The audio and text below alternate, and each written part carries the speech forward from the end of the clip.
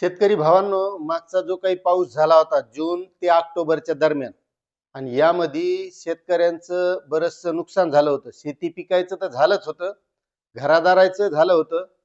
मात्र काही शेतकऱ्याचं असं झालं होतं की जमिनीमधली माती सुद्धा वाहून गेली होती आणि त्या जमिनीचं नुकसान झालं होतं. काही शेतकऱ्यांच्या जमिनीचं नुकसान झालं, त्याचबरोबर त्या जमिनीत असणाऱ्या ज्या काही विहिरी होत्या, त्या विहिरीच्या वरून पाणी फिरलं आणि त्या विहिरी सुद्धा कोसळल्या. काही कडे असणाऱ्या सुद्धा शेतकऱ्यांच्या जमिनी, मग त्या विहिरी ह्या गाळ गेला आणि त्या विहिरी गाळानं भरून गेल्या. आता त्यामध्ये जे काही शेतकऱ्यांचं महाराष्ट्रामधील विविध जे काही जिल्हे आहेत, त्या जिल्ह्यामध्ये जमिनीचं जे नुकसान झालं होतं आणि त्या जमिनीच्या नुकसानीची शेतकरी वाट पाहत होते. आता त्यामध्ये तुमच्या जमिनीचं नुकसान झालं होतं का? खरडून गेलं होतं का? त्याचा पंचनामा केला होता का? जमिनीमधली माती वाहून गेली होती का? आता हे तुम्हाला माहित असेल.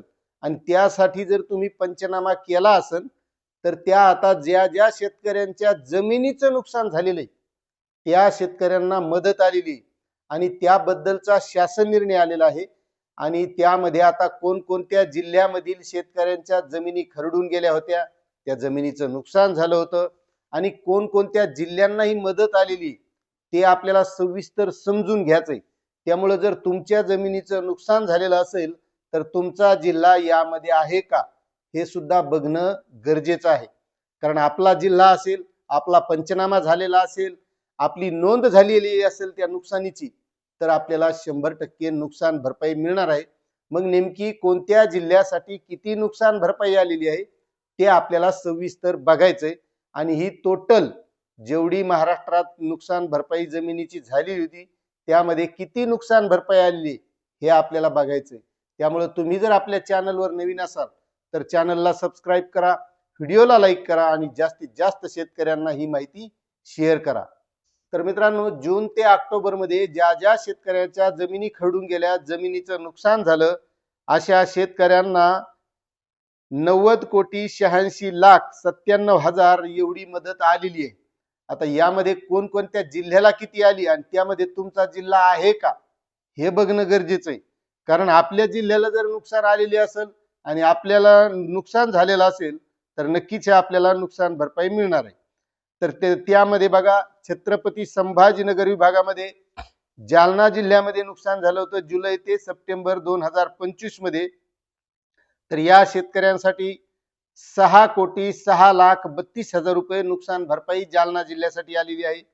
त्यानंतर परभणी जिल्ह्यामध्ये सप्टेंबर 2025 मध्ये जे नुकसान झालं होतं, या शेतकऱ्यांना 2,13,22,000 रुपये नुकसान भरपाई आलेली आहे.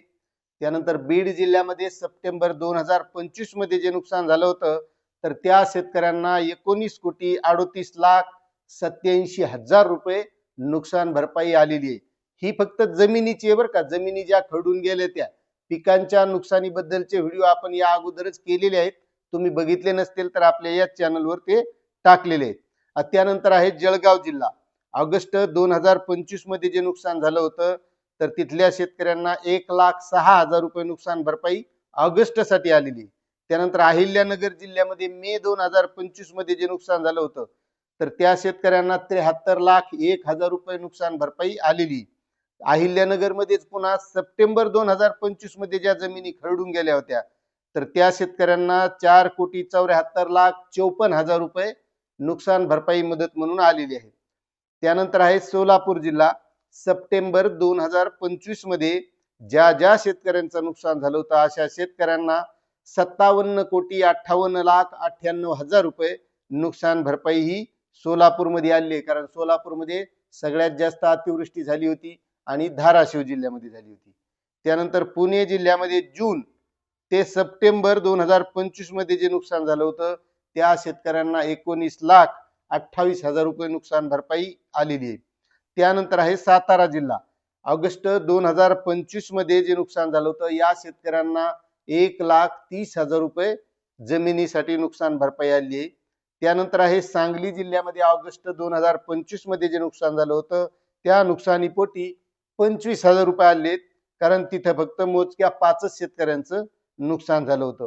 त्यानंतर आहे कोकण विभाग. त्यामध्ये रायगड जिल्ह्यामध्ये ऑक्टोबर 2025 मध्ये जे नुकसान झालं होतं, तर तिथं 14,000 रुपये आले आहेत फक्त, आणि एकाच शेतकऱ्याचं नुकसान हे जमिनीचं झालेलं आहे. अशी ही जमिनीबाबतची नुकसान भरपाई. आता यामध्ये तुमचा जिल्हा आहे का नाही हे नक्कीच कमेंट करा, आणि चॅनलवर नवीन असाल तर सबस्क्राईब करा, व्हिडिओला लाईक करा, आणि जास्तीत जास्त शेतकऱ्यांना ही माहिती शेअर करा. धन्यवाद.